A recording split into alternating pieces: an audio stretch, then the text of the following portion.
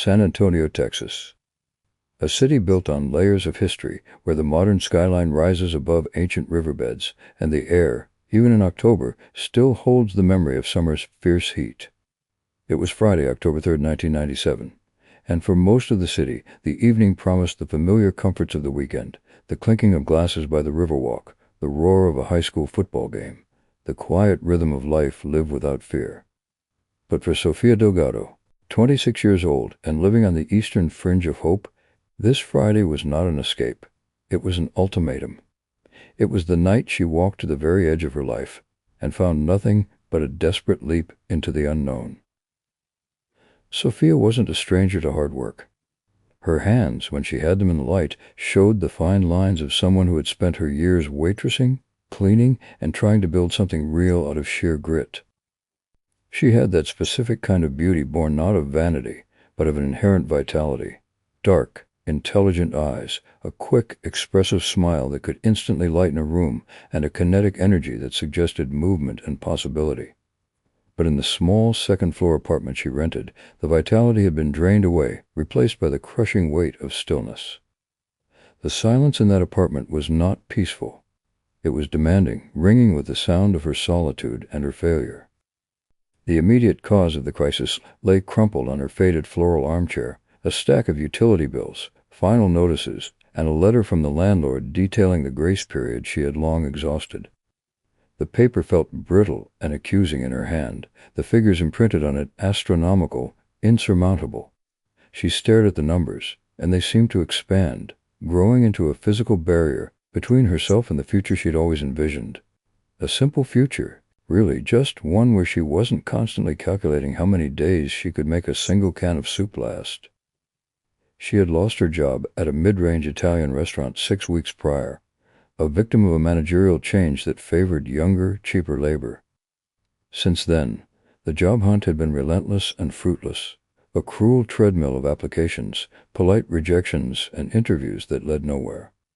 Her savings, meager to begin with, had vanished first, followed by the slow, agonizing sacrifice of her possessions. The small television, the good radio, the few pieces of jewelry that weren't sentimental. The only thing she hadn't touched, the only non-negotiable anchor to her soul, was the silver necklace her younger sister Maria had given her, a tiny, delicate bird, frozen in mid-flight. Maria, hundreds of miles away in El Paso, was the one person Sofia couldn't disappoint. The one person whose idealized image of her older sister still provided a fragile scaffolding for Sofia's collapsing self-esteem. The thought of calling Maria, of admitting the raw, ugly truth of her situation, that she was 1 week away from being homeless, that she was starving, that she had no one, was more painful than the thought of the starvation itself. It was the ultimate, final act of surrender she refused to make. She would protect Maria's faith at all costs, even if it meant selling off pieces of her own soul. And so, the unthinkable idea had crept in. It started as a phantom echo in the back of her mind, something monstrous and shadowy that she could swat away during the daytime. But as the days shortened and the financial panic mounted, the shadow grew solid, took on a terrible, undeniable clarity. It was the last door, the only viable option that provided immediate, desperate relief. Just once, her mind pleaded, already bargaining with the shame.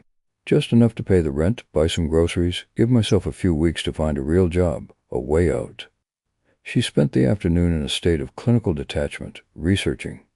Not jobs, not opportunities, but places.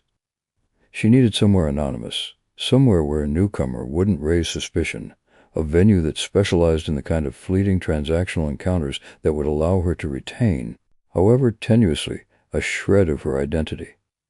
Her search led her to the west side, away from the downtown glitz and tourist traps, to a neighborhood known for its neon signs and the kind of bars that didn't ask questions. She settled on a place called the Serpent's Coil. The name itself was a warning, a grim irony that she didn't fail to notice, but its location, tucked away, shadowed, easily forgotten, was its primary appeal. The hours between twilight and night were an eternity. Sofia moved through her apartment like a ghost, washing a single dish, straightening a single framed photograph, delaying the moment of final preparation. She caught her reflection in the darkened window pane, the faint outline of her face superimposed against the empty night sky. and she hardly recognized the stark, fearful determination etched into her features. This wasn't the girl who had arrived in San Antonio 3 years ago, full of laughter and ambition. This was a creature of necessity, owned sharp by deprivation. Finally, there was no more time to waste, no more corners to hide in. She went to her small, almost bare closet and pulled out the dress. It was simple, black, and had once been her favorite, worn for birthday dinners and celebratory nights out. It fit differently now, a little looser around the waist from weeks of sparse eating, but still elegant. The fabric felt cool against her skin, a jarring contrast to the feverish heat of her anxiety. The ritual of dressing became a solemn, almost religious rite of passage. She carefully smoothed the dress, applied a minimal amount of makeup, not enough to look cheap or garish, but just enough to highlight her eyes, to project an image of composure and confidence she was miles from feeling. It was a mask, carefully constructed to shield the raw vulnerability beneath.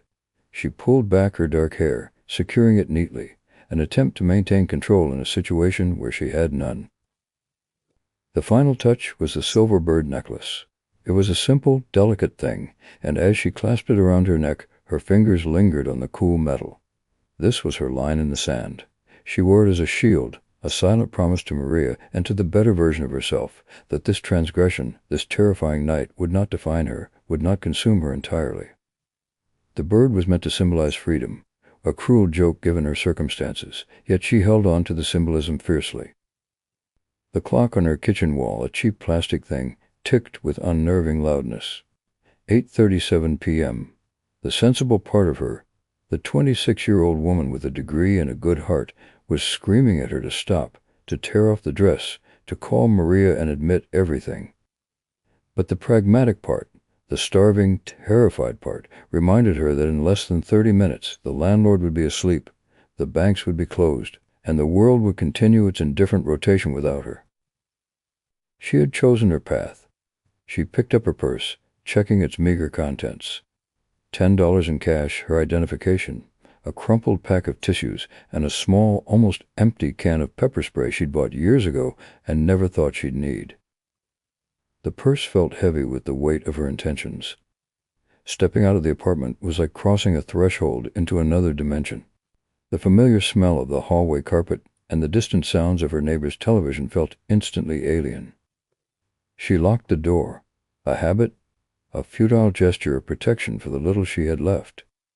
The click of the lock sounded definitive, a small final period at the end of her old life. Her car, the rust-flecked Toyota affectionately nicknamed the Beast, protested loudly as she turned the key, the engine wheezing before catching with a reluctant cough. The car's interior was stifling, and she rolled down the window, letting the cool October air rush in. The drive was short, maybe 15 minutes, a journey she made on autopilot, her mind a frantic, buzzing hive of terrified thoughts. What if I'm recognized? What do I say? How long do I stay?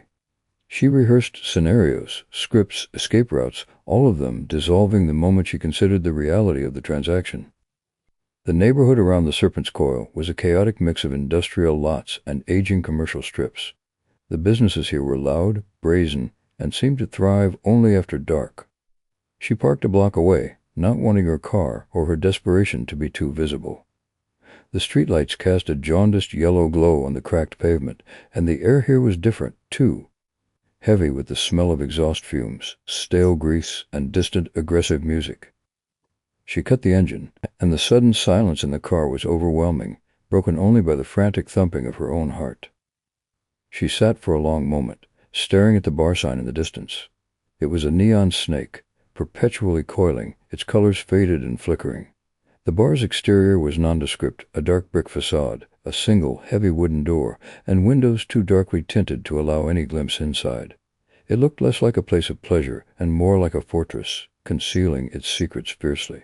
Fear, cold and sharp, pierced through the exhaustion and the shame. This was the point of no return. Everything in her screamed to stay put, to turn the key, to drive until she ran out of gas, or courage, or both. She looked down at the silver bird at her throat, took a deep, shaky breath, and whispered, "Just tonight, Maria. Just tonight, and then I find a real way out." It was a lie, a prayer, and a desperate promise all at once. She opened the car door, the noise echoing too loudly in the quiet street, and stepped out onto the cold, unforgiving pavement. Her high heels felt precarious, her legs unsteady. She smoothed the dress one last time, squared her shoulders, and began the long, agonizing walk towards the flickering neon Serpent. The walk felt like miles. Every step was a battle between her instinct for self-preservation and the iron fist of necessity. She could feel the eyes of the night on her, the invisible, predatory gaze of the city's underbelly. As she reached the entrance, she paused beneath the dim glow of the exterior lamp.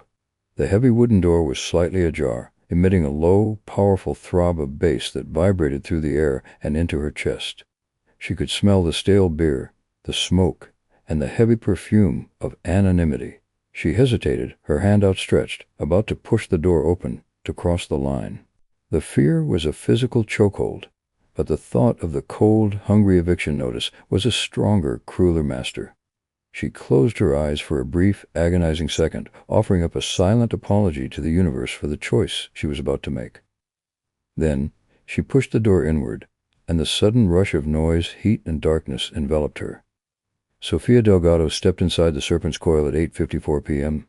The night had just begun, and the clock was already ticking, not in the way she imagined. The Serpent's Coil was a labyrinth of shadows and sound. The air inside was thick, almost chewable, saturated with cigarette smoke, the humid warmth of too many bodies, and the sharp metallic tang of cheap whiskey. The music, a relentless, pulsating electronic beat, swallowed all conversation, reducing communication to shouted snippets and raw, non-verbal gestures. Sofia felt instantly exposed, despite the dim lighting. Her careful preparations, the controlled application of makeup, and the simple black dress felt utterly inadequate against the raw, unfiltered atmosphere of the place. She navigated the crowded room, keeping her back straight, forcing herself to move with a confidence she absolutely did not possess. Her eyes scanned the periphery, searching for the bar, a beacon of false safety and neutrality. She found it at the far end, a long, sticky expanse of mahogany manned by a bored-looking bartender with a greasy ponytail. Securing a stool, she ordered a simple glass of water, hoping the act of hydration would slow her racing heart. The music thumped against her sternum, a terrifying soundtrack to her internal breakdown.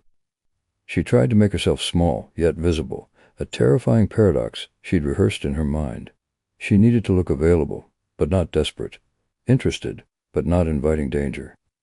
It was a tightrope walk on the finest wire. Men noticed her immediately. This wasn't a place where women sat alone without intent. She felt the heavy, assessing weight of their gazes, a quick look that appraised her clothing, her age, her solitude. Most of them were rough, older, their faces etched with hard living. She avoided eye contact, staring resolutely at the polished wood of the bar. She was waiting for someone, anyone, who didn't immediately set off the screaming alarms in her gut. She had decided, perhaps foolishly, that she had to set a minimum standard, a line of decency she couldn't cross, even now. 2 men approached and quickly retreated.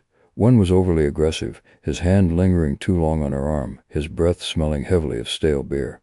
She mumbled a refusal, her voice shaking, and he moved on, thankfully, to easier prey. The next was younger, but his eyes were vacant, detached, and she simply shook her head. Each interaction, brief as it was, stripped away another layer of her resolve, replacing it with growing, nauseating panic. She realized with chilling clarity that she was not built for this, that her core identity resisted the transaction, the cold calculation. Every instinct screamed at her to flee. And then Arthur approached. He materialized beside her with a quiet subtlety that was almost more alarming than the aggressive swagger of the previous men. He was slightly below average height, perhaps in his late 30s or early 40s, dressed in a clean, if slightly rumpled, denim jacket and dark trousers. His hair was neatly combed, his face unremarkable, the kind of face you'd immediately forget upon turning away. He looked less like a predator and more like an office worker who'd stopped for a drink on his way home from a tedious day. That very normalcy, that utter lack of menace, was precisely what made her defenses drop. "Is this seat taken?" he asked, his voice low but clear, carrying easily over the bass. He offered a small, polite smile that was disarmingly gentle. Sofia hesitated, studying him. He wasn't loud, he wasn't demanding, and his eyes, though focused, didn't hold the immediate, crude lust she'd grown accustomed to in the last 20 minutes. "No," she managed, her voice scratchy. He slipped onto the stool next to her, giving her a respectful distance. "Arthur," he offered, extending a hand. His hand was warm, surprisingly soft, and his grip was firm. "Sofia," she replied, returning the handshake almost instinctively. The simple human gesture threw her completely off balance. She had expected to bypass introductions, to proceed straight to the negotiation. Arthur seemed to be playing an entirely different game. "Long week?" he asked, leaning in slightly. "Long month," she corrected, letting out a small nervous laugh that felt entirely artificial. They talked for perhaps 15 minutes, and the conversation was astonishingly, unnervingly normal. He spoke about his job, something vague involving construction supply management, and complained mildly about the San Antonio traffic. He asked about her, and she gave him a curated, heavily edited version of her life, omitting the desperation entirely. He listened attentively, nodding, occasionally making a quiet, reflective comment. He wasn't overtly trying to buy her a drink, nor was he pushing a specific agenda. He was simply there, a calm anchor in the swirling chaos of the bar. She started to relax, the knot in her stomach easing slightly. Maybe this is okay, he thought, a fragile, dangerous hope forming. Maybe I can just talk, and then gently steer the conversation. Arthur then shifted, just slightly, turning his body toward her. His demeanor remained gentle, but his eyes, when she looked into them, had changed. The geniality retreated, replaced by a cold, appraising emptiness that made the hairs on the back of her neck prickle. It was the look of a scientist observing a specimen. "You're not from around here," he stated, not as a question, but a simple fact. "What makes you say that?" she asked, immediately regretting the defensive tone. He offered that same thin, non-committal smile. "The way you hold your shoulders. Too tense for this place. You look like you're waiting for a bus that's never coming. Not enjoying a Friday night." He paused, letting the weight of his observation settle. "You're new to this part of the city, aren't you?" His directness, coupled with his chilling accuracy, slammed her back into reality. She realized he hadn't been making small talk. He had been observing, assessing her vulnerability, testing her boundaries. He knew. I have to go," she stammered, scrambling for an exit, her body tensing to bolt. The fragile facade of control shattered. Arthur's hand moved quickly, not grabbing her, but placing a single, light, yet utterly immobilizing touch on her wrist. The touch was unnerving in its stillness, a feather-light weight that felt like iron. "Wait," he murmured, his voice now even lower, compelling. "Don't rush. I know why you're here, Sofia, and I can help." He didn't offer a price, didn't make a crude suggestion. Instead, he painted a picture of privacy and discretion. "The noise here is terrible. I have a place close by, quiet, safe. We can talk about what you need, what this is worth, without all this." He gestured vaguely at the bar. "A simple conversation, Sofia. No pressure.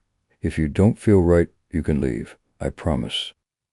It was the word safe that was the fatal flaw in her judgment. The promise of quiet, of escaping the suffocating scrutiny of the bar, was an irresistible lure. The sheer exhaustion of her life, combined with the terrifying urgency of her financial situation, dulls the survival instinct that should have been shrieking at her. She looked at his unremarkable face one last time, measuring the risk against the reward. He seemed so normal. A terrible, costly mistake. "It's just around the corner," Arthur added softly, sensing her hesitation. "My truck is parked out back. We can be there in 2 minutes." Sofia swallowed, her mouth dry, the taste of fear overwhelming. She glanced at the door, then back at Arthur. The internal battle was instantaneous and brutal. Go now, lose the chance, face eviction. Go with him, get the money, buy time. She nodded, a small, barely perceptible movement. "Okay," she whispered. Arthur's smile widened, still polite, but now holding a sharp, triumphant edge that made her stomach clench. He stood up slowly, never breaking eye contact, and his touch on her wrist changed, guiding her towards a less trafficked side exit near the restrooms. The transition was so smooth, so controlled, that it felt like an established routine, not a negotiation. They moved quickly through the back corridor. The air here was even heavier, smelling of disinfectant and mold. As they reached the exit door, an emergency fire door leading to the alley, Arthur hesitated. "1 second," he said, still holding her wrist. He gave a quick, almost imperceptible glance towards the main bar entrance, then back at the door.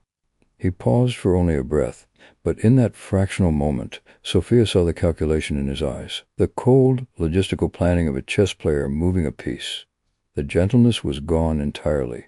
He was a conductor, orchestrating the silence. He pushed the door open, and the sudden rush of cool night air was a shock. They were in a narrow, dimly lit alleyway, filled with overflowing dumpsters and the dark, skeletal shadows of fire escapes. Arthur's pickup truck, a dark-colored boxy model, was parked just a few feet away, its engine already running, idling quietly. He pulled her towards the passenger side, his grip now slightly firmer, no longer polite. "In you go," he instructed. Sofia started to step up, her mind numb with the finality of the decision. She was fixated on the truck's interior, the promise of warmth and privacy, trying to block out the rising tide of dread. She was halfway inside the cab when she heard a sound behind her, a heavy clang, maybe a dumpster lid falling, or perhaps just the wind. Distracted, she turned her head back towards the alley, a microsecond of disorientation. That was all Arthur needed. The transition from escort to captor was instantaneous, shocking in its brutal efficiency.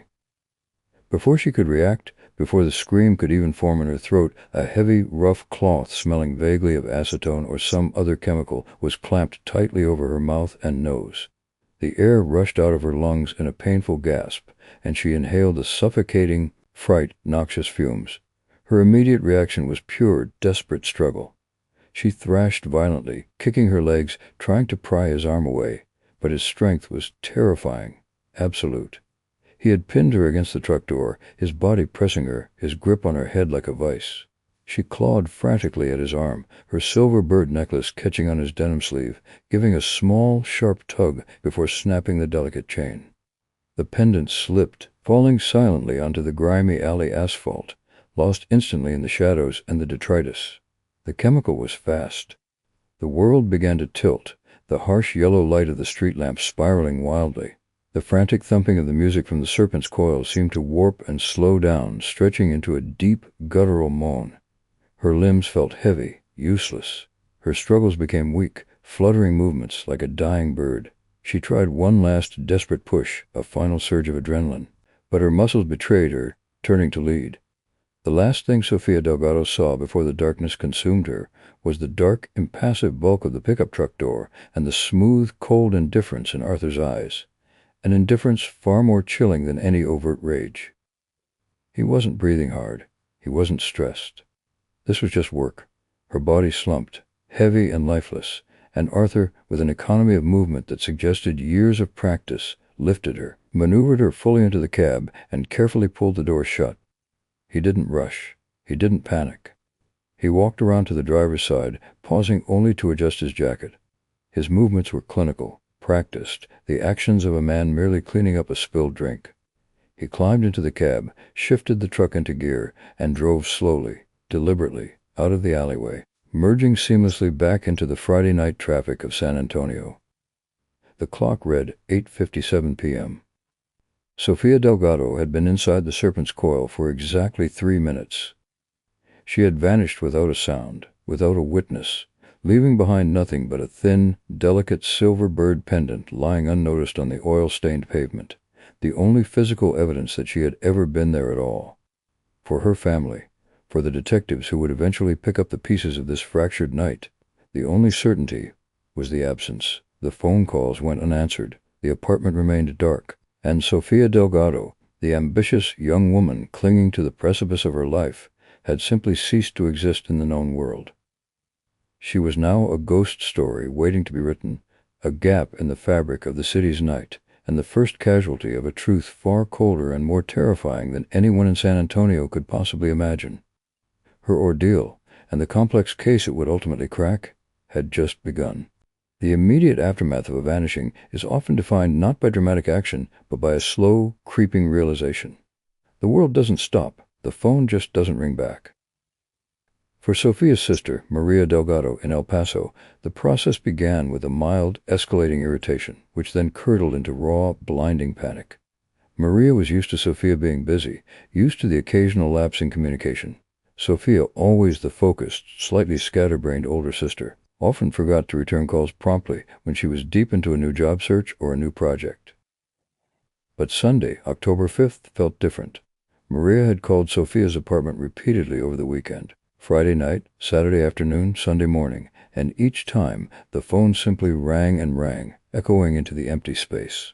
No answering machine, no click, just the mechanical, indifferent sound of a disconnected line. Maria's attempts to rationalize the silence quickly crumbled. Maybe her phone is dead? No, Sofia was meticulous about charging her cheap prepaid cell. Maybe she took a spontaneous trip? Unlikely. Sofia hadn't the money for gas, much less a trip. Maybe she met someone? This was the most plausible, yet Maria knew Sofia's routine. If she was dating, or even just spending the weekend with a friend, she would have sent a quick two-word text. Safe. Busy. The complete silence was deafening, a vacuum where her sister's vibrant presence should have been. By Sunday evening, the creeping irritation had become a cold, hard knot of fear in Maria's stomach. She began calling Sofia's old contacts in San Antonio, former colleagues, a handful of distant acquaintances. The answers were uniform and alarming. No one had seen Sofia since Thursday. No one knew where she was working or who she was seeing. The lack of information felt like a hostile void. Monday morning, Maria woke up before dawn, the fear having kept her awake the entire night. She made the heartbreaking decision to call the San Antonio Police Department. It was a call steeped in dread and humiliation, a desperate plea across state lines, a voice barely holding together on a bad connection. The initial response from the desk sergeant was exactly what she had feared, dismissive. "Ma'am, she's 26 years old. She's an adult. It's only Monday, and she was last seen on Friday. She probably just went on a trip. People don't always check in with their family, you know." The voice was tired, robotic, institutional. Maria felt the familiar sting of the bureaucratic wall. She wasn't asking about a lost wallet. She was screaming about her missing sister. "She wouldn't do this," Maria insisted, her voice rising in pitch. "She wouldn't turn off her phone for 4 days and just disappear. She has bills. She has responsibilities. Please, just check her apartment." The sergeant, after some tedious data entry and under the pressure of Maria's escalating desperation, finally agreed to dispatch an officer for a welfare check. It was a low priority, a boilerplate protocol designed to appease frantic relatives, not to solve crimes. The patrol officer who arrived at Sofia's apartment complex an hour later found nothing immediately amiss. The door was locked, the lights were off, and the curtains were drawn. He knocked loudly, waited, and left a small, official-looking notice tucked into the door jamb. He reported back that the subject appeared to be simply not home. Case closed, for the moment. But Maria wouldn't let it go. She called every 2 hours, every day. She mobilized their distant cousins in Austin, begging them to drive down and physically check the apartment. She was relentless, her fear a potent fuel. The constant pressure, the sheer volume of her panicked calls, finally pushed the case onto the desk of a detective in the Missing Persons Unit. The man assigned to the file was Detective Robert Ramirez. Ramirez was 38, a second-generation San Antonian with 10 years on the force, split almost evenly between narcotics and homicide. He was known in the precinct for his methodical approach, his calm demeanor, and perhaps most significantly, his near-obsessive dedication to cases that had gone cold. He had a quiet intensity, a manner that suggested he saw past the surface of things, past the paperwork, straight to the human consequence. His desk was perpetually neat, and the Sofia Delgado file, thin and unpromising, landed on its clean surface on Tuesday afternoon. Ramirez picked up the file and immediately felt the familiar, low-level dread that accompanies any missing person case involving an uncooperative timeline. Last seen Friday, reported Monday, welfare check inconclusive. It was the classic gap, the crucial 72 hours where vital information could bleed away into anonymity.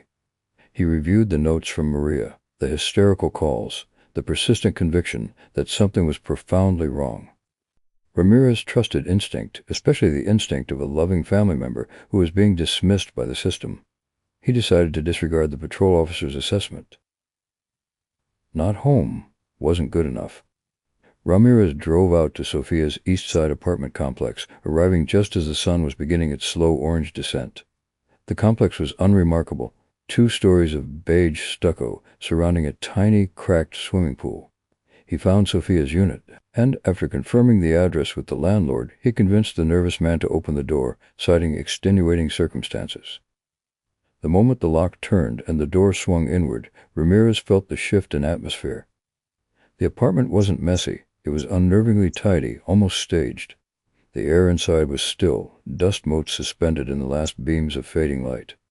There was a low, faint scent of perfume, but beneath it a stark, metallic smell of stagnant air. No sign of a struggle, no overturned furniture, nothing to indicate forced entry. The kitchen had a few dishes in the rack. The bed was made. But Ramirez's eyes, trained to see patterns in chaos, immediately registered the small, discordant details. First, the coat rack near the door. There was a light denim jacket hanging there, a practical piece of outerwear. But Sofia hadn't worn it. She had left in a dark dress. According to the preliminary description Maria had provided based on her last conversation with her sister, if she'd left for a weekend trip, she would have packed an overnight bag, or at least a practical jacket. There was no bag. The clothes in the closet were neatly hung. Second, the wallet. On the small, dusty bureau in the bedroom, Ramirez found a spare purse. Inside it, he found her driver's license, a few credit cards, and a handful of bills. This was the critical alarm. No one planning a sudden weekend trip, much less an intentional disappearance, leaves their primary identification and bank cards behind. If Sofia was merely running away, she would have needed access to money and identity. She had left them. This confirmed Maria's desperate claims. Sofia did not leave voluntarily, or at least she did not plan to be gone long. Ramirez spent an hour documenting the scene, taking high-resolution photographs of the apartment's quiet emptiness. He felt the cold touch of true crime, the chilling realization that a life had been meticulously packed up and abandoned, not through choice, but through force. As he was leaving, he noticed a faint, almost imperceptible scuff mark on the wall near the doorframe, low down, near the baseboard. It wasn't mud or dirt. It looked like a streak of shoe polish, or perhaps a trace of scuffed leather. He crouched, examining it closely. It was too low to be the product of a casual bump.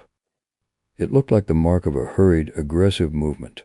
He photographed it, knowing it was likely meaningless, but also knowing that in a case with no witnesses, even a faint line on the wall could become a breadcrumb.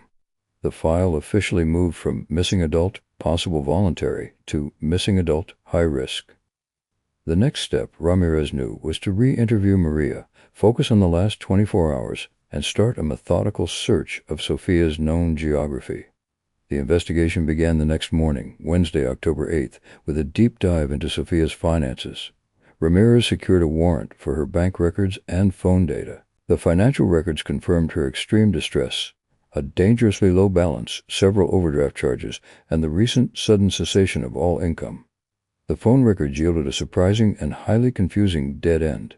There were no outgoing calls after 7:30 p.m. on Friday, October 3rd, and no incoming calls were answered. The last number called was an automated employment agency line. Nothing suspicious. The leads were non-existent. Sofia had no known enemies, no volatile relationships, and no mental health history that suggested a sudden flight. Ramirez found himself looking at a blank page, a person who had simply winked out of existence at the precise moment her vulnerability was at its highest.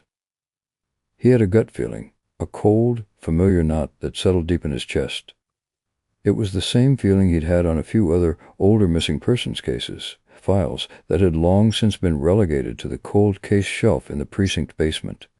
Cases involving young women, often new to the city, often struggling financially, who had vanished on or around major transit routes or entertainment districts in the western part of San Antonio, the same area where Sofia's phone had last pinged, according to the general carrier data, before going completely silent. Ramirez pulled the files. Linda Hayes, disappeared 1993. Sarah Jenkins, vanished 1995. Both cases had stalled immediately. No forced entry, no witnesses, just an empty apartment and a cold trail. Both women, like Sofia, were found to have been in financial distress. A chill ran down Ramirez's spine. It was a leap, an intuitive jump across 4 years and 2 separate police reports, but the pattern was too clean, too sharp to ignore. If Sofia Delgado was indeed linked to these older cases, they weren't looking for a disgruntled boyfriend or a random crime of opportunity. They were looking for a hunter. Ramirez knew what he had to do next.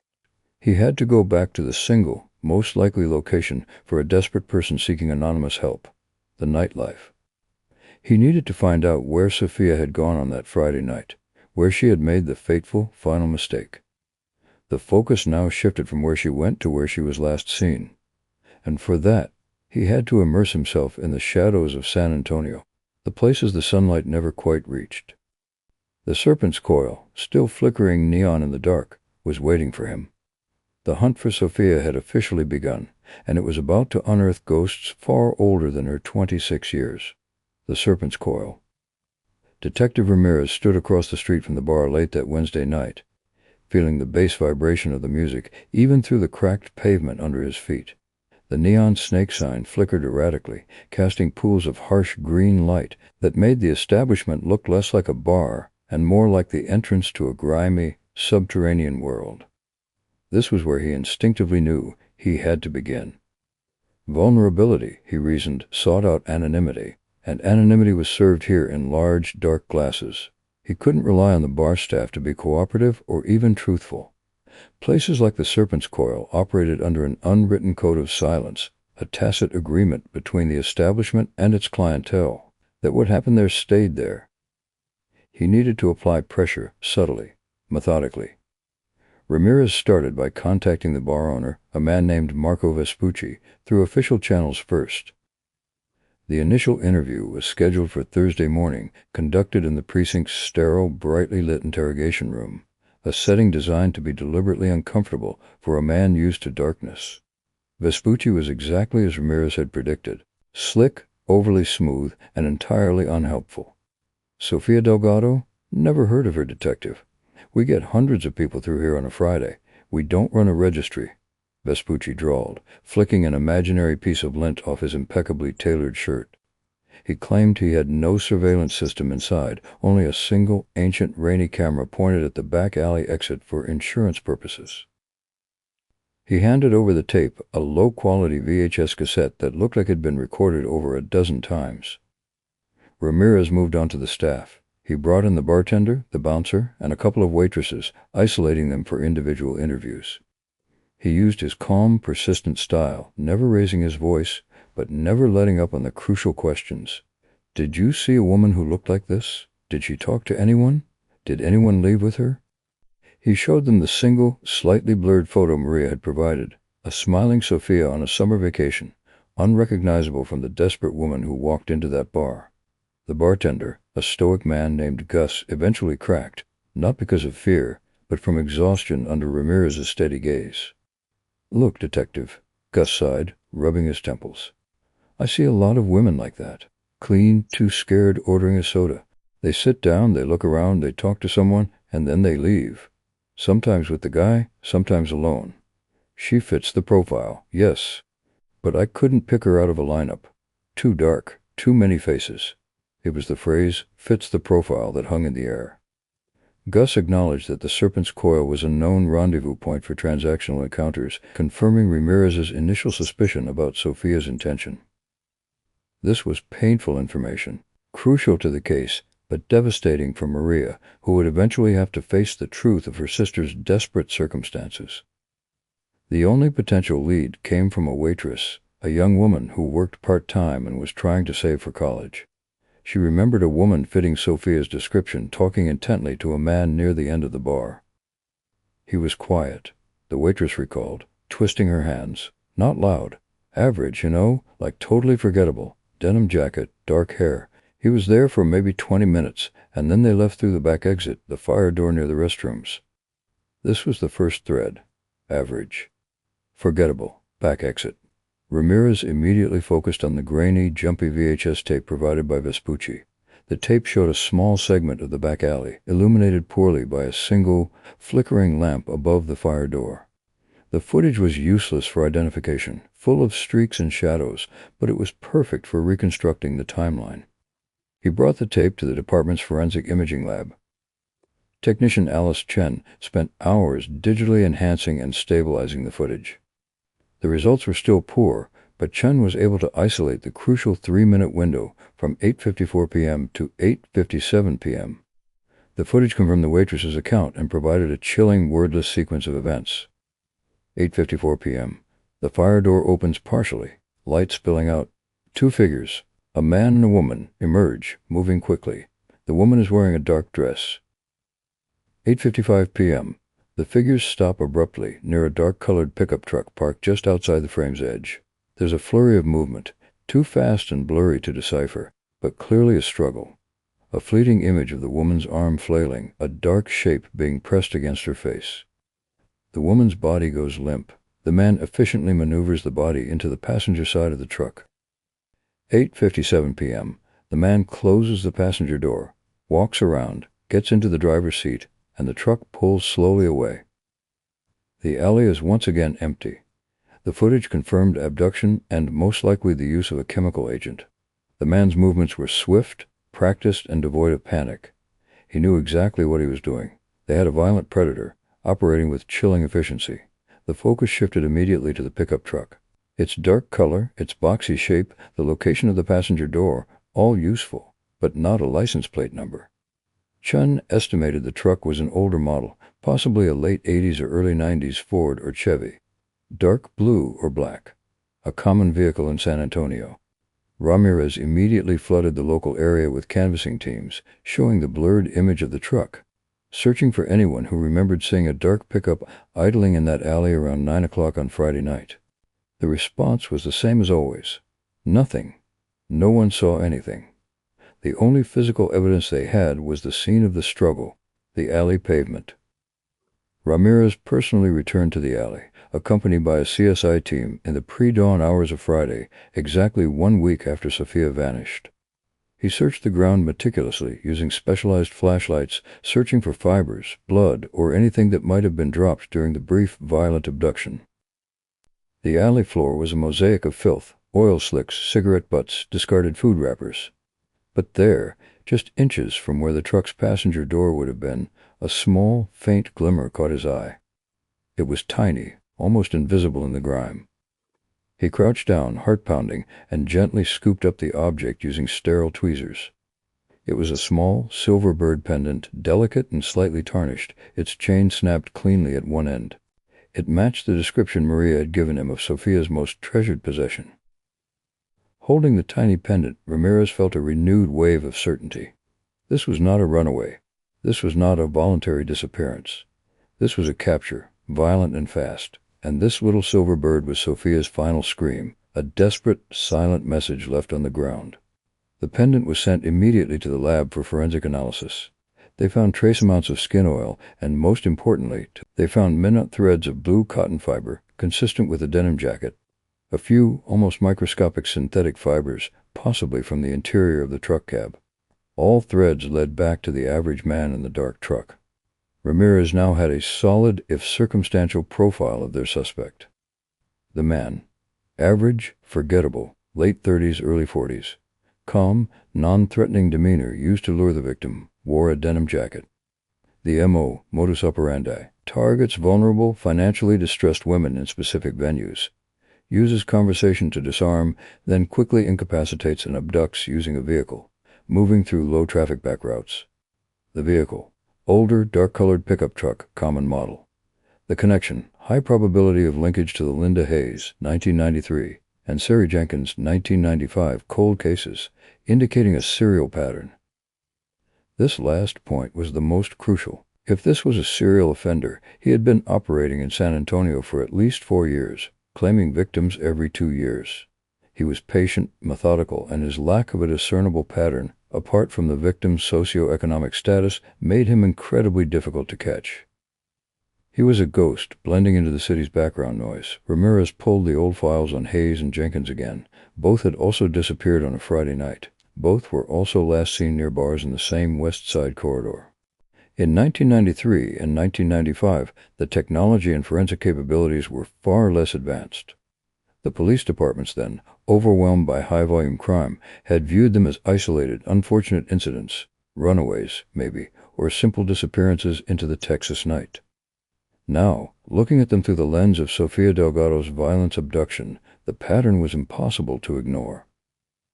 They weren't just looking for Sofia. They were hunting a predator who had been roaming their city for years, silently taking women whose lives, outside of their families, seemed to carry little public weight. Ramirez realized that the key to Sofia's case lay not in the search for her, but in the re-examination of the women who had vanished before her. He needed to find the cracks in those old walls, the evidence that had been overlooked because the pattern hadn't yet been recognized. It was a race against time, for if the 2-year cycle held true, Sofia's abduction meant the killer was either about to hibernate for another 2 years, or, far worse, he was only just getting started. The tension in the precinct, previously subdued, began to ratchet up. The quiet desperation of a single missing person case had exploded into the terrifying realization of a serial killer operating undetected in their backyard. The cold was setting in, but the investigation was just starting to heat up. Despite the best efforts of Detective Ramirez and his small team, the immediate, crucial days following the confirmation of Sofia's abduction produced nothing. The massive canvassing efforts surrounding the Serpent's Coil yielded no witnesses who could identify the dark pickup truck or provide a clear description of Arthur, the forgettable man. The microscopic fibers from the Silverbird pendant led nowhere. Blue denim, common polyester, generic materials used by millions. Every forensic avenue ended in a wall of frustrating ambiguity. The early leads dried up almost as quickly as the Texas dew under the morning sun. The case, which had briefly flared into a high-priority search, began its agonizing slide into inactivity. Within 2 weeks, the large team was disbanded, the daily briefings ceased, and the full weight of the investigation fell squarely onto Ramirez's shoulders. The press, initially keen on the story of the missing young woman, lost interest when there were no dramatic developments to report. Sofia Delgado, the vibrant, struggling fighter, became just another name on a flyer, a fading face stapled to telephone poles, slowly torn away by the wind and the rain. For Maria, the silence was a living, breathing torment. She packed her bags and moved temporarily to San Antonio, driven by a desperate maternal need to be close to the last place her sister had drawn breath. She haunted the precinct, a quiet, pale figure in the lobby, her eyes filled with a perpetual, unexpressed grief. She was polite, almost heartbreakingly so, refusing to become a distraction, but her mere presence was a constant, raw reminder of the investigation's failure. Ramirez would take her calls, sometimes sit with her for an hour, offering updates that were less about progress and more about the monotonous persistence of police work, re-interviewing, re-canvassing, rereading the old files. The cold case years began, not with a formal declaration, but with a slow, grinding inevitability.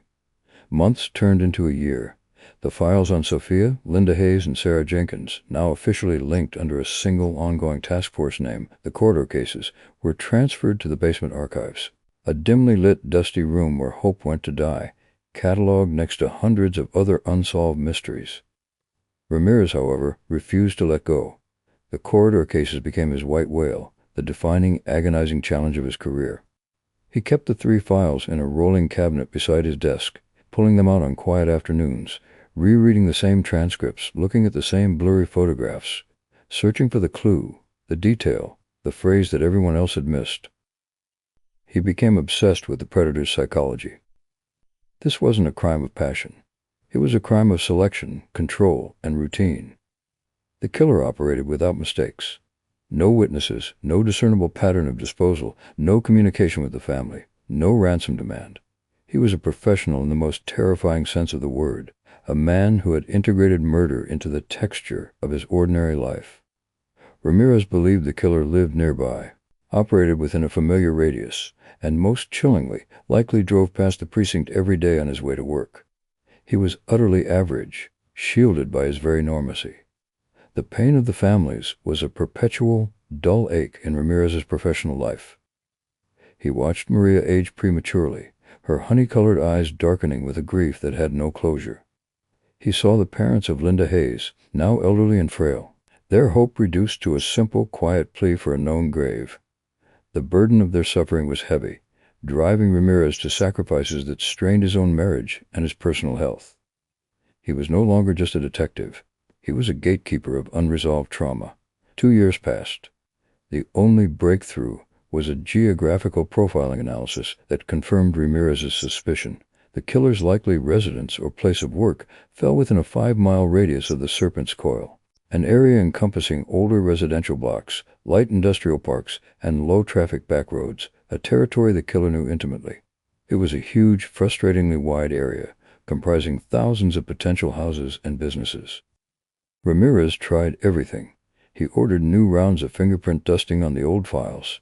He authorized a massive expansion of the original canvas years later to look for anyone who might have moved in or out of the search radius after the disappearances.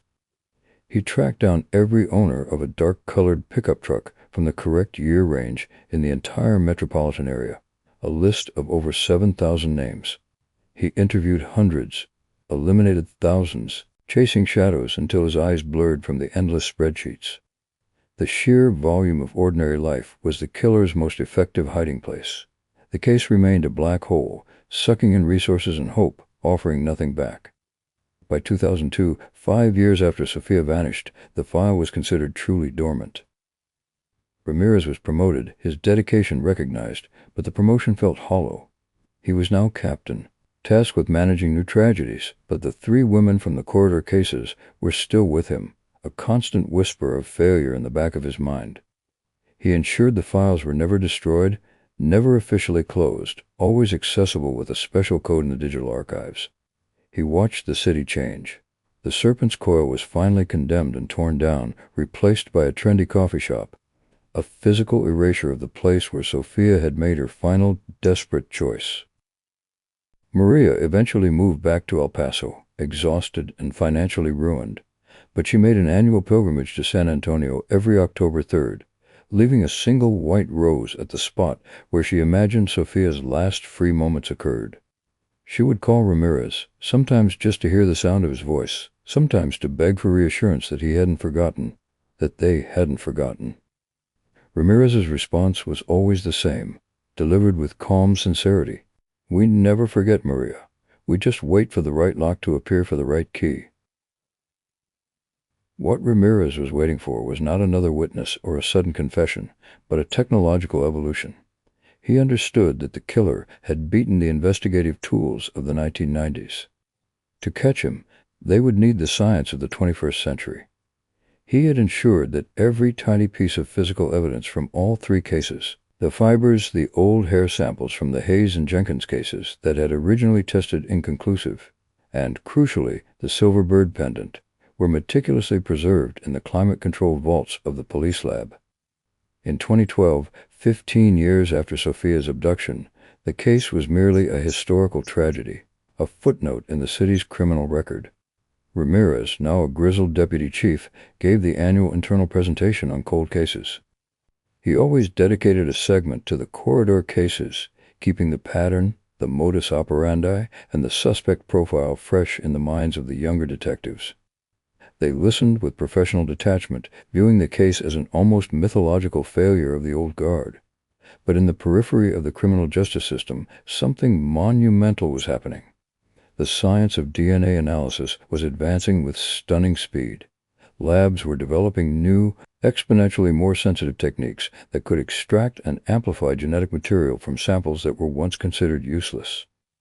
And then came the whispered potential of genetic genealogy, the powerful concept of using public DNA databases to find relatives of a suspect, turning crime scene evidence into a family tree. Ramirez, reading a journal article on the technique, felt a jolt of pure electric hope for the first time in 15 years. The right key he had waited for was finally being forged. He thought immediately of the few fragmented hairs recovered from Linda Hayes' apartment and the microscopic skin cells possibly adhering to Sofia's silver pendant. It was a shot in the dark, a desperate, final attempt to breathe life into the dead. He called the chief of forensics, a young, brilliant woman named Dr. Evelyn Choi, and pitched his idea. "I want a full re-examination of every piece of viable DNA evidence from the corridor cases," he instructed, his voice tight with urgency. "Use every new technique you have. We are looking for the genetic signature of the man who took Sofia, Linda, and Sarah. It's been too long, Deputy Chief. We need to go back to the source." Dr. Choi, intrigued by the challenge and moved by Ramirez's quiet, years-long dedication, agreed. She opened the evidence vault, pulling out the dusty boxes labeled Hayes, 93, Jenkins, 95, and Delgado, 97. The process would be slow, painstaking, and expensive, but the promise of modern science held more weight than any witness statement ever could. The time for the old analog investigation was over. The breakthrough, the scientific miracle that would finally give the ghost a name, was now dependent on the careful, quiet work unfolding in a sterile laboratory, 15 years too late for the first two victims. But perhaps, just maybe, in time to find the truth about Sofia. The work inside the San Antonio Police Department's forensic laboratory felt utterly disconnected from the drama of the field. There were no flashing lights, no sudden bursts, just the hushed, methodical concentration of scientists in sterile white coats. Dr. Evelyn Choi and her team spent months on the initial phase, the painstaking effort to extract viable DNA from the decades-old evidence. The hair samples from the Linda Hayes case, previously degraded and inconclusive, required the most delicate handling. Choi's team used cutting-edge amplification techniques, coaxing genetic material out of the fragile roots. The result, finally, was a partial Y striae profile. A Y striae profile tracks the male Y chromosome, passed down virtually unchanged from father to son, establishing a paternal lineage. It was a signature, a family name written in code. Crucially, the same male profile was successfully extracted from a faint saliva residue found on a piece of discarded cigarette butt from the Sarah Jenkins apartment, an item initially overlooked as belonging to an acquaintance. The DNA evidence was no longer just a hair. It was a confirmed link, the physical proof that a single predator was responsible for both the 1993 and 1995 disappearances. The final piece of old evidence, Sofia's silver bird pendant, proved to be the most demanding. It had been handled during the abduction and by the recovery team, contaminating the surface. But buried deep within the delicate carvings of the small silver bird, Choi's team managed to swab microscopic skin cells, the epithelial cells that rub off during physical contact. The resulting sample was tiny, poor quality, but after intensive processing, it matched the same YCR profile found in the other two cases. The scientific conclusion was irrefutable. The same man who took Linda Hayes in 1993 and Sarah Jenkins in 1995 was the same man who brutally abducted Sofia Delgado in 1997. The three missing women were victims of a serial predator, a fact Ramirez had intuited for 15 agonizing years, now finally proven by the language of genetics. But a DNA profile is just a number. It is not a name. This is where the new science of investigative genetic genealogy, IgG, entered the frame. It was a strategy still in its infancy, controversial due to its use of public databases, but undeniably powerful. Dr. Choi explained the process to Ramirez, now deputy chief and leading this cold case unit, with an urgency that belied his rank. "We take the unknown killer's DNA profile," she explained it, "and upload it to public genealogy websites, the ones people use to find their heritage. We're not looking for the killer himself, but for distant cousins. We are using the family tree as a criminal map." The decision to proceed was weighty, requiring high-level approval due to the privacy implications, but the magnitude of the three unsolved abductions, now linked to a single individual, granted the necessary authorization. In the summer of 2014, the killer's genetic code, his familiar blueprint, was uploaded into the digital cloud of ancestry records. The initial results were instant and overwhelming. Hundreds of distant matches, second cousins, third cousins, people scattered across the United States who had unknowingly shared a piece of their genetic identity with an unidentified serial killer in San Antonio. It was the digital equivalent of an echo chamber. The killer's secret shouted across generations. The work of building the tree fell to Sergeant Lisa Vance, a young, sharp detective with a background in digital forensics and a tenacious, puzzle-solving mind. Vance, working remotely from the lab, began the arduous process of separating the viable matches from the noise. She started with the strongest connections, a fourth cousin in Florida, a third cousin in Arizona, and began the laborious task of building their family trees backward toward the common ancestors they shared with the killer. It was detective work unlike any Ramirez had ever known. Instead of interviewing witnesses in the street, Vance was piecing together lives from census records, old newspaper clippings, and digitized birth and death certificates. She was a historian, a genealogist, tracing the path of a single Y chromosome through the maze of the 20th century. The task force focused on the geographical overlay. The Hayes and Jenkins cases had occurred in the early 90s. The common ancestor must have lived in or near Texas, or had descendants who moved to San Antonio in the 1960s or 70s. The profile was narrowed to a specific branch of a family tree that had deep roots in South Texas. After 8 months of meticulous, painstaking work, Vance had constructed a sprawling, complex family tree encompassing thousands of people, all of whom shared DNA with the perpetrator. The tree converged on a single set of great-grandparents who lived in a small town outside Corpus Christi in the 1930s. Tracing that line forward, the tree branched and branched again until it highlighted a very small pool of possible suspects. All men, all roughly the right age, all sharing the same paternal lineage. The number of suspects was reduced to just 3 living men, 2 of whom were deceased or lived in other states and had solid alibis. The third name, however, sent a shock wave through the sterile quiet of the lab. The name was Arthur Jenkins. A pause. A terrifying, profound silence hung over the cold case unit. Ramirez, who was standing over Vance's shoulder as she cross-referenced the final detail, felt his blood run cold. Jenkins. The same name as the victim from 1995, Sarah Jenkins. A chilling coincidence, or something more sinister. Vance quickly checked the age and location. Arthur Jenkins, born 1959, aged 38 in 1997, lived within the 5-mile geographical target radius identified by the profile analysis years ago. He was a longtime resident of San Antonio, and according to old city directories, his profession was listed as construction supply management. The hairs stood up on Ramirez's arms. Construction supply management. The vague, forgettable profession the man at the Serpent's Coil had mentioned to Sofia. Average. Forgettable. The pieces, separated by decades and buried under tons of administrative failure, had finally slammed together. The suspect was real. He had a name, a job, and a postal code. He had been there all along, a shadow in plain sight. The team immediately launched into a full, discreet background check, pulling every thread they could find in Arthur Jenkins.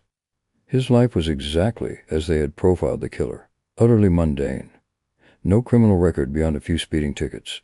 Married, 2 grown children, owned a modest, single-story house in a quiet, working-class neighborhood on the west side. He was a neighbor, a commuter, a man whose existence was defined by its sheer averageness.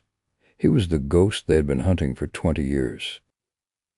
Ramirez looked at the picture on the screen, a grainy, 5-year-old driver's license photo. The face was indeed unremarkable. Neat, dark hair, thin lips, eyes that seemed to reflect nothing. It was the face of the man who had sat next to Sofia at the bar, the face of the man who had put his hand on her wrist, the man who had sealed the fate of 3 young women. The next step was immediate and urgent. They needed a conformational DNA sample. They couldn't simply arrest Arthur Jenkins based on a genealogical profile and a stack of old circumstantial evidence. They needed his DNA on a current physical item. The surveillance began the next day, discreet and intense. 2 detectives posing as utility workers set up a watch near Jenkins's home. The tension was palpable.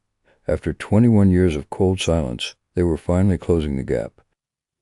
It wasn't long before Jenkins provided the critical final piece of evidence. He was seen taking out his trash on a Tuesday morning. He placed a large black plastic bin at the curb. An hour later, a masked officer, operating with the clinical precision of a surgeon, retrieved a small paper coffee cup from the top of the refuse. The coffee cup was rushed to Dr. Choi. The residue inside, coffee and saliva, was tested. The results came back within 48 hours, not in the form of a partial Weistier profile, but a full, unmistakable autosomal DNA match. The profile extracted from the abandoned evidence, the hairs of Linda Hayes, the cigarette butt from Sarah Jenkins, and the skin cells on Sofia Delgado's silver bird, was a perfect, undeniable match to the saliva from Arthur Jenkins's discarded coffee cup. The silence in the precinct was thick, electric. The room wasn't just quiet. It was filled with the roar of 21 years of frustration finally being released. The case was solved, but before the arrest could be finalized, Ramirez ordered a full, detailed surveillance of the Jenkins property, focusing particularly on the yard and any hidden structures. He needed to know where the women were. He needed to bring them home. What they found next would transcend the horror of the abduction itself. The full, unequivocal DNA match provided a sudden, blinding clarity that cut through 2 decades of shadow. Arthur Jenkins was no longer a theoretical predator or a statistical probability. He was a living man, a confirmed serial killer operating freely in San Antonio for over 20 years. The immediate priority, now that the perpetrator had a name, shifted with a terrifying urgency. They had to find the victims. Specifically, they had to find Sofia. Deputy Chief Ramirez knew the importance of procedure, but his instincts, honed over 20 years of carrying the silent grief, screamed louder. He bypassed the standard arrest protocol and went straight to the chief of police, presenting the genealogical evidence, the cold case links, and the final DNA confirmation. He secured an all-encompassing warrant, search of person, vehicle, and residence for Arthur Jenkins, based on the documented kidnapping of Sofia Delgado and the established pattern of homicide. The goal was not merely apprehension. It was rescue, or failing that, recovery. The target property was a modest, single-story ranch house built in the 1970s, nestled in an unassuming Nat Older subdivision, the exact kind of place where a monster could live anonymously. The house, painted a muted beige, sat on a typical suburban lot, complete with a patchy lawn, a fence in need of repair, and an aging 2-car garage. It was the epitome of average, a perfect camouflage. Ramirez understood immediately. This was not a dilapidated lair. This was a domestic fortress, built by a man who valued routine and invisibility. Ramirez led the operation himself, assembling a specialized team comprising forensics, tactical officers, and uniformed patrol. All seasoned veterans who understood the gravity of unearthing a multi-decade crime spree. They arrived in the early morning hours, before dawn could fully break, moving with the silence and precision of ghosts. They sealed off the surrounding block, creating a tight perimeter that masked the operation from the sleeping neighbors. The initial, delicate phase focused on the exterior. Ramirez, along with Dr. Choi and a ground-penetrating radar GPR specialist, moved toward the backyard. The yard was well kept, surprisingly neat, a small patch of grass, a few overgrown shrubs, and a concrete patio. It was the kind of backyard where one might host a summer barbecue, a space designed for normalcy. But beneath the soil, Ramirez was convinced, lay the city's dark history. The GPR specialist, a young man named Harris, deployed the machine, a cart with an antenna that sends radio pulses into the ground, creating a subsurface map. The initial passes across the lawn showed nothing unusual. Normal soil density, a few tree roots, maybe an old pipe. Frustration began to mount.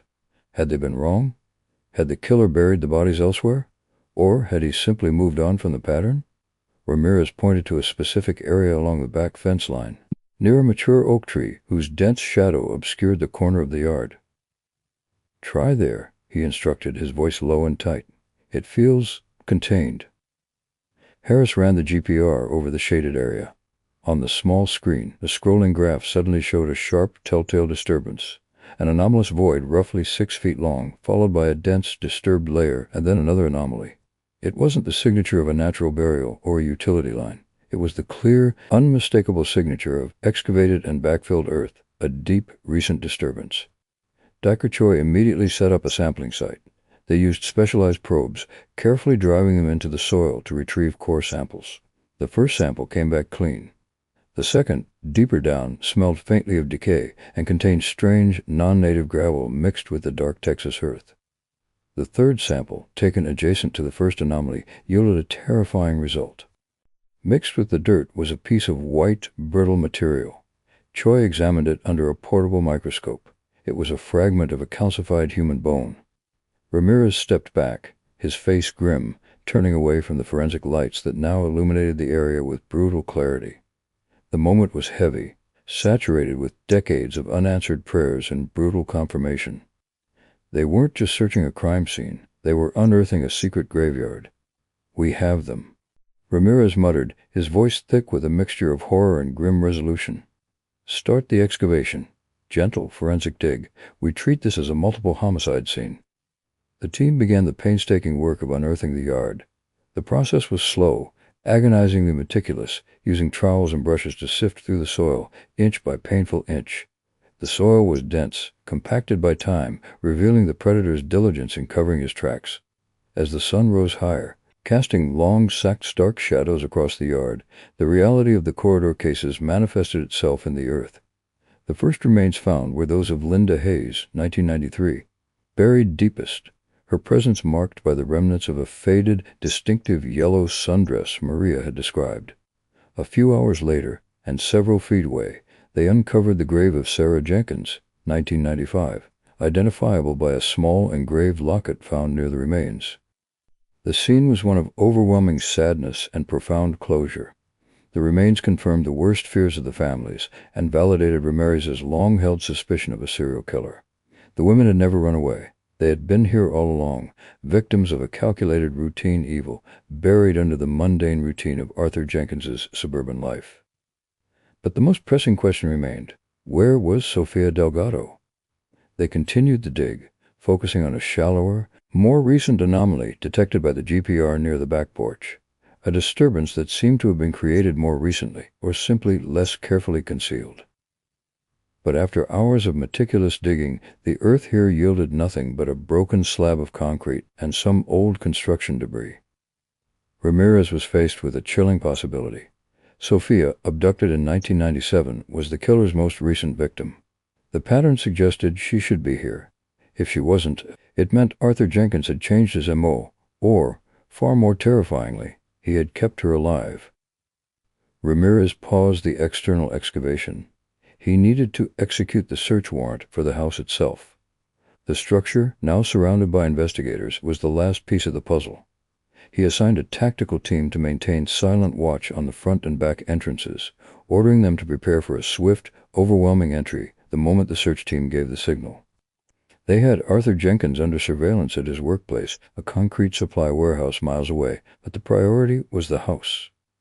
Ramirez and a small team moved to the front door. The lock was old, secure. A specialized team member used a quiet breaching tool, and with a muffled thud, the door gave way.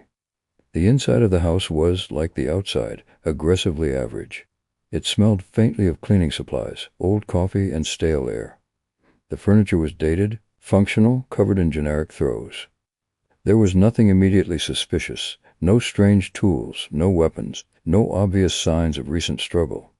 It was the living space of a man who spent his life trying to blend into the beige background of suburbia. They began the systematic search, moving from the living room to the kitchen, then the master bedroom. Every drawer, every closet, every corner was documented and searched. They found financial records, family photographs, old bills, a paper trail confirming Arthur Jenkins's unremarkable existence. His wife and children were away, a fact Ramirez had confirmed before the raid. Jenkins was alone for the week. The master bedroom closet contained neatly stacked clothes and a small, locked metal safe disguised as a dictionary. Inside the safe, they found cash and some legal documents, nothing related to the crimes. It was in the basement, a small, unfinished space accessed through a utility closet in the kitchen, that the house revealed its first chilling secret. The basement was mostly used for storage, old boxers, painting supplies, a rusty washing machine. But in the far, darkest corner, near a concrete wall, the investigators noticed a faint line of freshly applied silicone caulk. Ramirez signaled his team to halt. He knelt down, examining the caulk. It was a perfect, neat line, clearly covering a seam between the concrete floor and the bottom of the wall, but it was too thick, too meticulously laid down. A gentle tap on the wall above the caulk line produced a solid, heavy sound. A tap below the caulk line produced a very different sound. Hollow. The silence in the basement was absolute. Every eye was fixed on the wall. Ramirez carefully took a knife and ran the blade along the caulk line, slowly slicing through the sealant. Beneath the caulk, they found not a solid foundation, but a subtle, almost invisible seam in the concrete floor. Using small hydraulic jacks, 2 officers began to carefully lift the section of concrete floor. It was heavy, designed to blend in seamlessly. As the slab was slowly raised, a terrifying revelation unfolded beneath it. The concrete didn't cover dirt. It covered a descending set of rough-hewn wooden steps leading down into a small, lightless space. A cold, damp, metallic air wafted up from the hole, carrying with it a distinct, horrifying odor. The smell of disinfectant, stale human waste, and profound fear. "Get ready," Ramirez whispered, his hand instinctively going to his weapon, though he knew the threat was unlikely to be from below. This was the killer's hidden lair. This was where they would find Sofia. An officer lowered a high-powered flashlight into the hole. The beam cut through the intense darkness, revealing a small, rough-walled chamber, maybe 6 feet by 8 feet, partially excavated into the earth. The walls were lined with cheap, damp paneling, and the floor was bare, cold concrete. There was a single bucket in one corner, and a thin, soiled foam mattress on the floor in the other. But the light also revealed something else, something that ripped the investigative calm out of the room and replaced it with a jolt of sheer, desperate, overwhelming hope. In the far corner of the subterranean room, huddled against the wall, was a woman. She was emaciated, her face etched with profound trauma, her dark hair long and matted. Her eyes, wide and terrified, snapped toward the light. She was wrapped in a filthy blanket, her body shaking uncontrollably. It was Sofia Delgado. She was alive. After 21 years, a decade in the darkness, compounded by years of cold case silence, Sofia Delgado was found, locked in a hidden closet in the basement of her captor, the serial killer who had buried her predecessors in the yard above. The sheer emotional force of the discovery was paralyzing. A detective choked back a sob. Ramirez himself felt the burning sting of tears he hadn't shed in decades. "It's the police, Sofia," Ramirez announced, his voice steady but thick with emotion. "We're here to take you home. You are safe now." The woman, broken but breathing, nodded slowly, the movement jerky and painful. She didn't speak, but as the detectives carefully lowered themselves into the cramped space, she lifted a trembling hand, and pointing not to the foam pad or the bucket, but to a set of rusting shackles bolted to the opposite wall. The horror of her long captivity was suddenly clear, palpable, and absolute. The rescue was executed with immediate, agonizing care. Medics were rushed in. Sofia was wrapped in warm blankets, gently coaxed out of the hole, and shielded from the cameras. As she was carried, weak and unresponsive, out of the house and into the blinding light of the morning, one detective spotted a small, dark object tucked beneath the foam mattress. He retrieved it. It was a heavily worn silver object, the silver bird pendant. It had been broken, but its owner had kept it close for over 2 decades. The hunt was over. Arthur Jenkins had a name, a confirmed modus operandi, a graveyard in his backyard, and a survivor locked beneath his feet. The city's biggest fear, a ghost killer, was now a man in custody. The final, climactic confrontation, the interrogation, and the stunning confession that would follow would reveal the depth of his depravity and the agonizing truth about how close Sofia had come to being the killer's third victim, a truth that stretched the limits of their professional emotional endurance. The initial shock of finding Sofia alive gave way to a surge of highly organized activity. The scene at Arthur Jenkins's modest beige house transformed instantly into a hive of specialized forensic work. While Sofia Delgado was rushed to the nearest trauma center, a living testament to 2 decades of unyielding police work and one woman's unimaginable endurance, the investigation focused on securing the evidence that would tie Jenkins definitively to all 3 crimes. Deputy Chief Ramirez stood at the entrance to the freshly uncovered subterranean room, breathing in the cold, fetid air. The space was a monument to methodical cruelty. The dimensions, approximately 6 feet wide by 8 feet long, made it barely larger than a standard commercial freezer. The materials used were cheap but effective: plywood paneling to conceal the rough earth walls, and the concrete slab meticulously cut and resealed to form a trapdoor. It was a space designed for total isolation, where the outside world could not penetrate and the victim's presence could not be detected. Ramirez ordered Dr. Choi's team to treat the hidden room as a time capsule. Every inch of the tiny enclosure was meticulously documented and swabbed. They recovered the thin, urine-soaked foam mattress, the solitary butt bucket, and the chilling array of implements of captivity. The rusting shackles, bolted securely into the concrete wall, were the most explicit sign of Sofia's prolonged torture. Forensics quickly determined the metal was cold, suggesting the shackles had not been used constantly, but were a psychological tool, a perpetual threat of physical immobility. The most disturbing discovery in the hidden room was the absence of meaningful evidence related to the 1993 and 1995 victims, Linda Hayes and Sarah Jenkins. This confirmed that Arthur Jenkins had established the pattern of using the hidden chamber only for the prolonged captivity of Sofia. The remains of the other two women, found buried in the yard, indicated a pattern of immediate homicide and disposal shortly after their abduction. Why was Sofia different? The question hung heavy and unanswered. "He held her for 21 years, Dr. Choi observed, her voice barely a whisper, gazing at the thin mattress. "He kept her in a small box beneath his family. This wasn't just murder. This was a total seizure of a life." Ramirez focused on the operational logistics of the capture. Arthur Jenkins, still unaware of the events unfolding at his house, was at his workplace, a major construction supply warehouse on the outskirts of the city. Ramirez dispatched a tactical team with a simple, direct order: execute the arrest warrant quietly and efficiently, allowing no opportunity for resistance or escape. The arrest of Arthur Jenkins at his office was seamless and anticlimactic.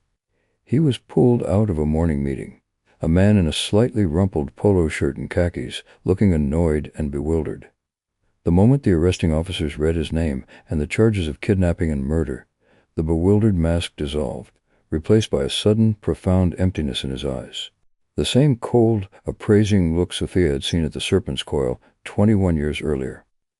He offered no resistance, simply nodding and allowing himself to be handcuffed. The average man had finally been caught in the net of his own meticulous routine. He was brought back to the precinct and immediately placed in the same small, brightly lit interrogation room where Ramirez had interviewed the bar owner, Marco Vespucci, 2 decades prior. The interrogation began late that afternoon.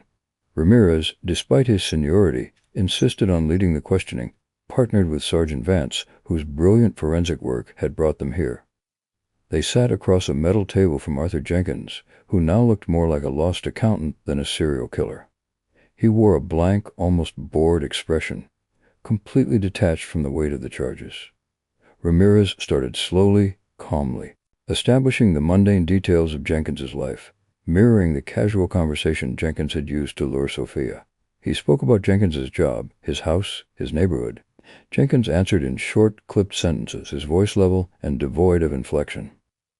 "Arthur," Ramirez finally said, leaning forward, placing the crucial piece of evidence in the center of the table: a clear, sealed plastic bag containing the retrieved silver bird pendant. The metal was dull, snapped, but unmistakable. "We know about Sofia Delgado. We found this." Jenkins looked at the pendant. The effect was immediate and dramatic. His entire posture seemed to deflate, the carefully maintained detachment fracturing. His eyes fixed on the small silver bird, and the mask finally fell away, revealing not the monster of cliché, but a man burdened by an overwhelming, lifelong secret. He sighed, a long, rasping sound. "I always wondered if that bird was still out there," he murmured, his voice cracking slightly. "I thought I saw it when I pulled away. I should have gone back." This small, almost regretful admission was the opening Ramirez needed. "You should have gone back and done what, Arthur?"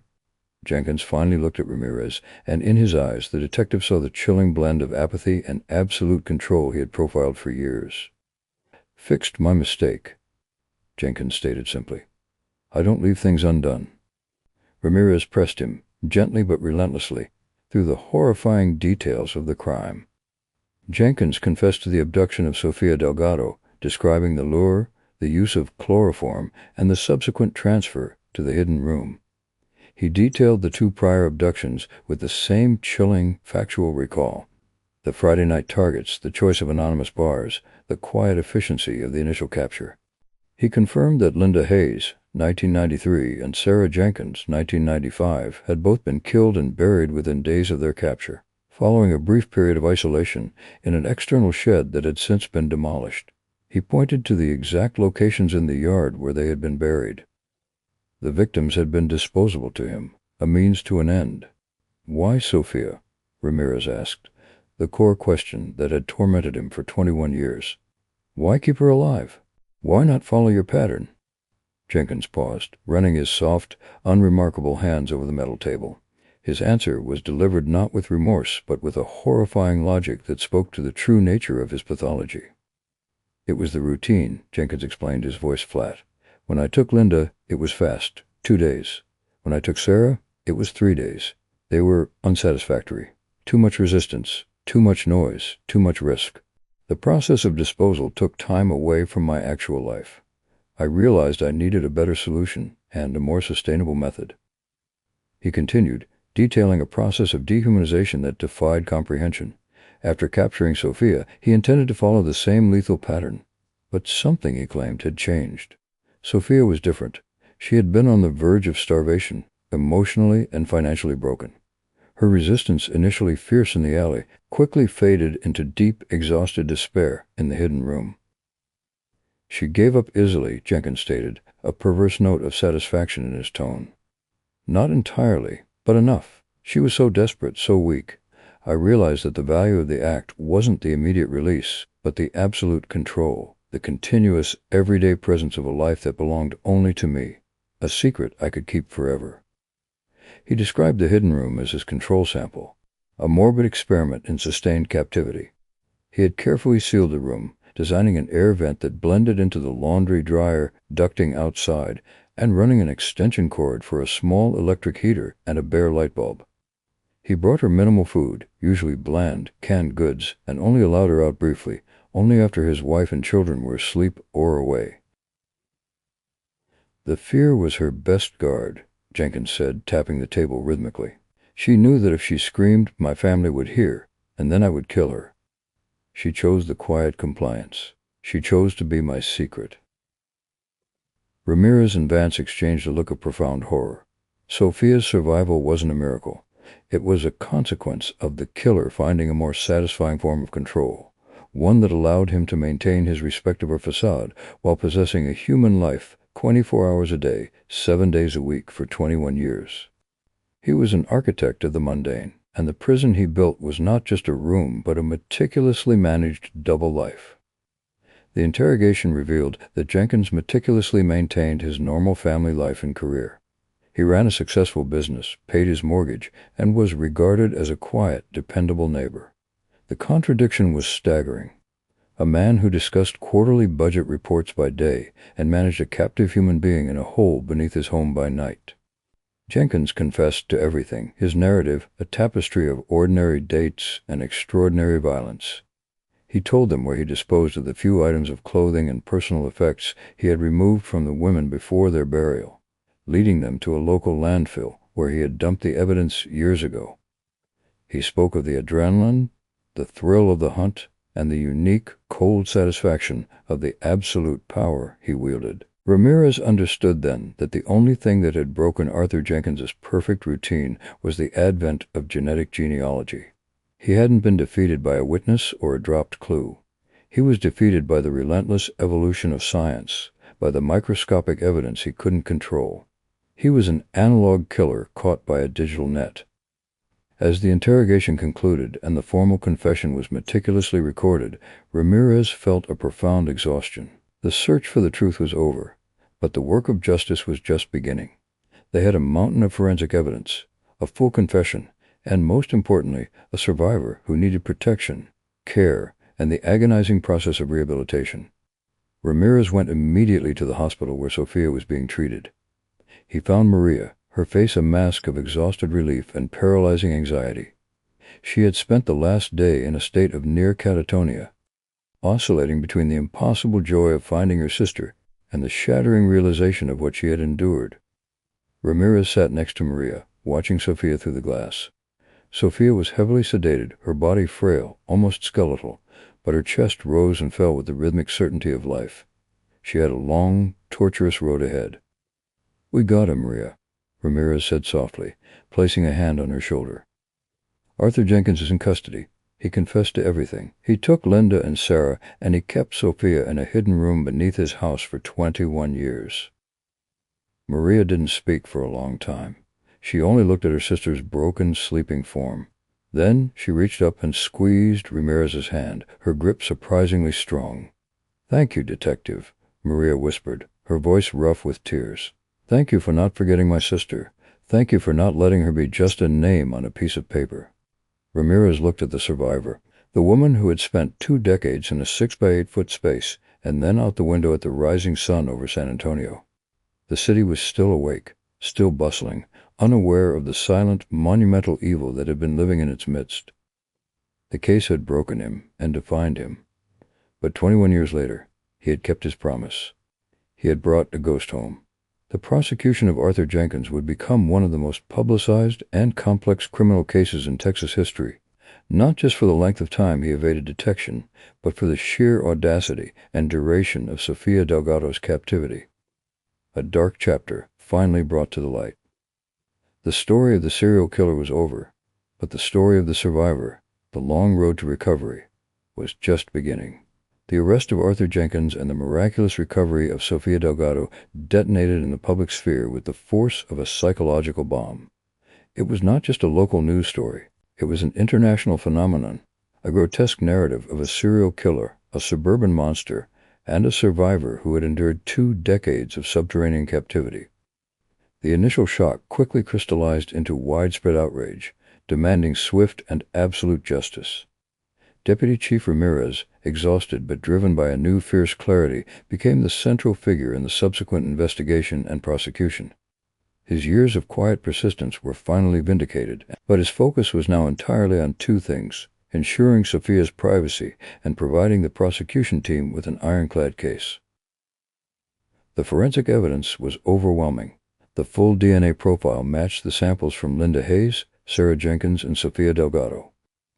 The hidden room beneath the kitchen proved to be a goldmine of psychological and physical evidence, cementing the charge of aggravated kidnapping and providing the crucial link for the 3 homicide charges.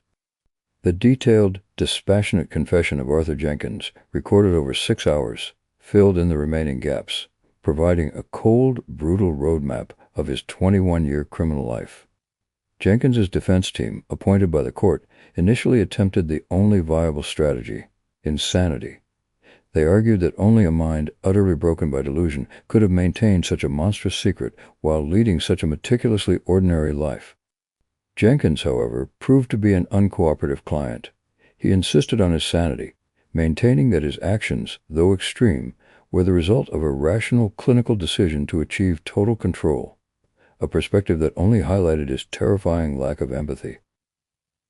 The prosecution, led by the formidable Assistant District Attorney, ADA Elena Vargas, opted for a unified trial that focused on the brutal pattern of the corridor cases, using Sofia's survival not as a mitigation, but as the ultimate, chilling illustration of Jenkins's capacity for sustained evil. The trial was fast-tracked, the public appetite for resolution too high to allow for typical delays. The trial began in the summer of 2015, 10 months after the discovery. The courtroom was packed daily, a sea of media cameras and concerned citizens. The prosecution's case was presented with a devastating simplicity. The DNA proved the killer, the confession proved the motive, and the 3 women's stories, now linked, painted a picture of calculated predation. The emotional core of the trial rested entirely on the presence of Maria Delgado. Sofia, due to her fragile psychological and physical state, was deemed medically unfit to testify. Maria, now bearing the full weight of her sister's narrative, stepped onto the stand.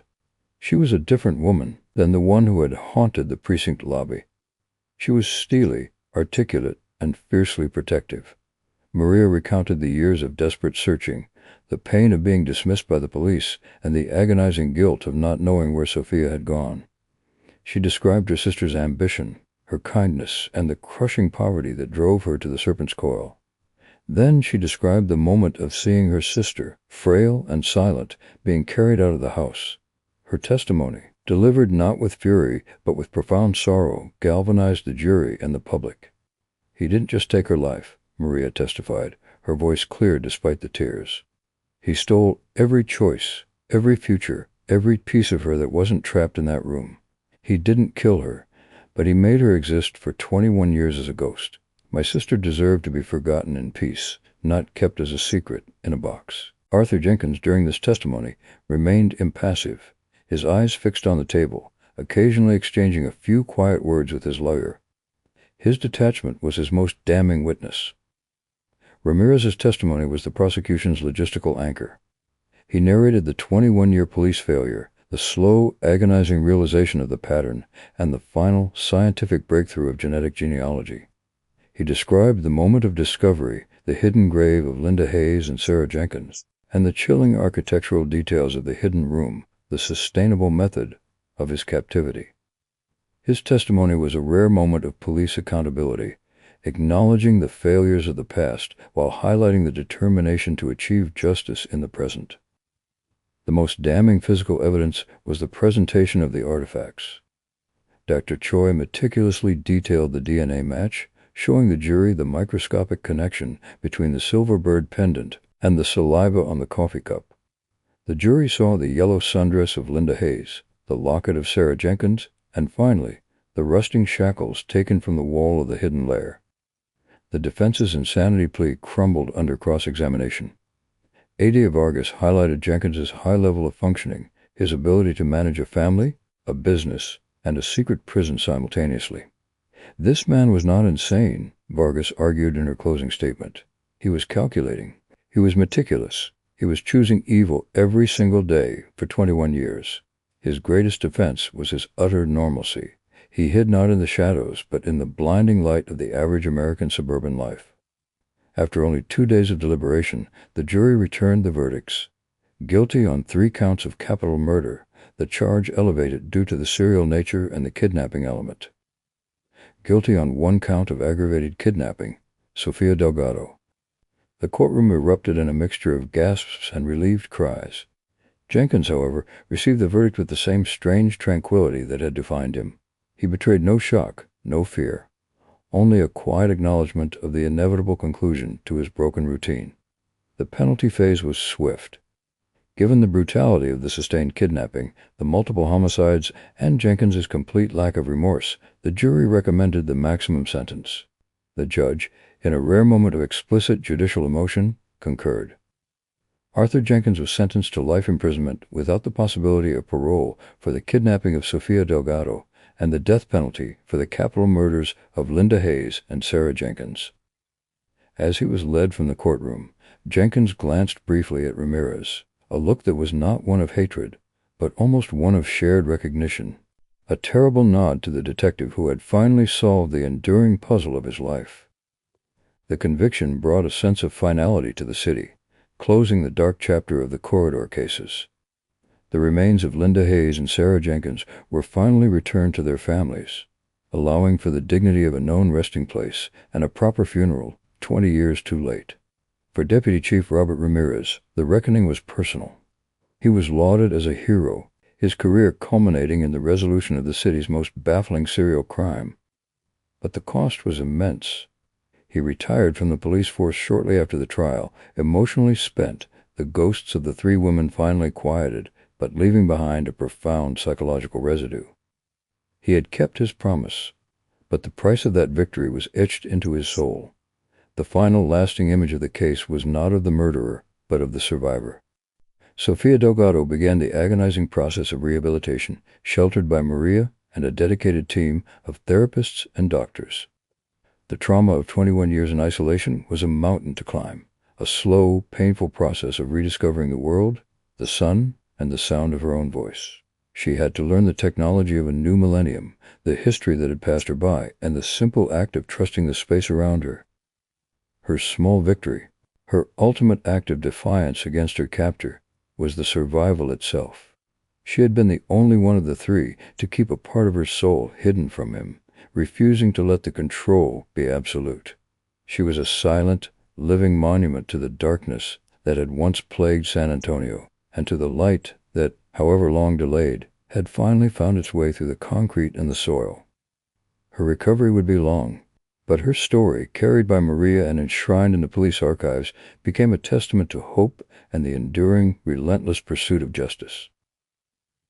The silver bird, now cleaned and professionally mounted, remained in Maria's keeping, a fragile reminder of the night a life was nearly lost and the day it was finally recovered. The conviction of Arthur Jenkins brought a formal close to the corridor cases, but the ripple effects of his terror continued to spread across San Antonio and beyond, creating fissures that would take years to mend. The epilogue of this horrific story was not written in court transcripts or police reports, but in the quiet, painstaking work of recovery, memory, and lasting institutional change. The immediate, searing heat of the trial subsided, leaving behind the cold ash of consequence. For the families of Linda Hayes and Sarah Jenkins, the trial provided the ultimate devastating gift of certainty. The grief, suspended in a cruel limbo for over 2 decades, was finally allowed to proceed. The discovery of the remains in Arthur Jenkins's backyard allowed for the dignity of known graves, a fundamental human right denied to them for so long. The families, linked by shared trauma, found strength in their collective acknowledgement, joining together for the quiet, overdue ceremonies that marked the women's final resting places, providing the city with a collective moment of profound, quiet healing. The 2 women were no longer police files. They were daughters, sisters, finally given back their names and their dignity. Deputy Chief Robert Ramirez retired almost immediately after the trial, his personal promise fulfilled, his duty complete. He refused all public life and media appearances, uninterested in the sudden bright glare of heroic recognition. He was emotionally spent, the ghosts of the 3 women he had carried for 21 years finally quieted, but leaving behind a profound psychological residue. He had succeeded, but the cost of that victory was etched into his soul. His true legacy within the San Antonio Police Department was the establishment of the Cold Case DNA Review Unit, a direct result of his experience. He ensured that every viable piece of old, unsolved evidence would be systematically re-examined using the latest advancements in forensic science, making it exponentially harder for hidden predators to continue operating with impunity.